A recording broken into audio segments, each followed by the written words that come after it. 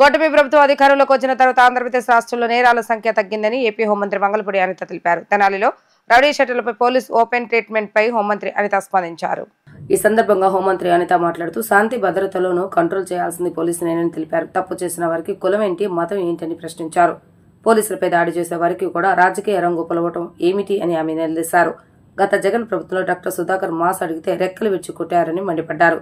గతంలో సీఎం చంద్రబాబు నాయుడు అమరావతికి వెళ్తే రాళ్లు విసిరి భావ స్వేచ్ఛ ప్రకటన అని అన్నారని గుర్తు చేశారు.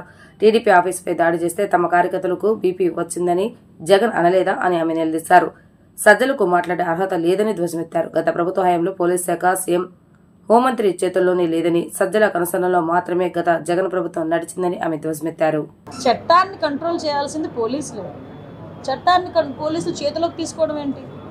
విషయం ఏంటంటే ఒకటండి, నాకు అర్థం కానిది ఏంటంటే తప్పు చేసినోడికి కులం ఏంటి, మతం ఏంటి, అదొక్కటి చెప్పండి. అది వాళ్ళు గాంజా బ్యాచ్. నిన్న కూడా మా వాళ్ళు డిపార్ట్మెంట్ అంతా కూడా ప్రెస్ నోట్ కూడా రిలీజ్ చేశారు డీజీపీ గారు. అసలు వాళ్ళ మీద ఎన్ని రౌడీ షీట్స్ ఉన్నాయి. అసలు తెనాల్లోని నాకే కాదండి, మీకు కూడా ఒక సోషల్ రెస్పాన్సిబిలిటీ ఉంది, ఒక విలేకరులుగా మీకు కూడా. ఒక్కసారి తెనాల్లో వాళ్ళ తాలూకా నేచర్ ఏంటి, వాళ్ళ తాలూకా బ్యాక్గ్రౌండ్ ఏంటి అన్నది ఒకసారి చెక్ చేయండి.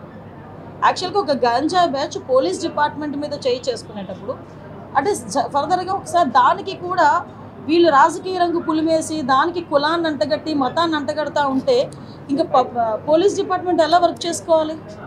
ఒకసారి ఆలోచించాలి. ఇదే పోలీస్ యాక్షన్ తీసుకోలేదు అంటారు, ఏదైనా ఒక స్టెప్ ఫార్వర్డ్ వేస్తే ఈ రకంగా మాట్లాడతారు. అంటే నేనేమంటానంటే కొంత పని మా డిపార్ట్మెంట్ చేసుకునివ్వాలి. అలాగని ఇప్పుడు అమాయకులను ఎవరిని కూడా మేము పడితే, ఇప్పుడు నేను ఒకటే మాట్లాడుతున్నానండి, ఇదే ఇప్పుడు ఎక్స్ సీఎం ఇప్పుడు ఈయన జగన్మోహన్ రెడ్డి ఏదేదో మాట్లాడుతున్నారు, ట్వీట్లో ఏదో పడుతున్నారు, రేపు కూడా వస్తారు అంటున్నారు. నేను డైరెక్ట్ క్వశ్చన్ అండి, డాక్టర్ సుధాకర్ అనే వ్యక్తి మాస్క్ అడిగిన పాపానికి నడి రోడ్డు మీద రెక్కలు విడిచి చొక్కా ఇప్పి కొట్టిన సందర్భం మర్చిపోయారా? మరి ఆ రోజు ఎందుకు మాట్లాడలేదు జగన్మోహన్ రెడ్డి? ఆ రోజైతే భావ స్వేచ్ఛా ప్రకటన, ఆ రోజైతే అదే చంద్రబాబు నాయుడు గారు అమరావతి చూడటానికి వెళ్తే బస్సు మీద రాళ్ళు ఇసురుతూ ఉంటే ఆ రోజు ఎందుకు రాళ్ళు ఇసిరారంటే భావ స్వేచ్ఛా ప్రకటన అని మాట్లాడారు.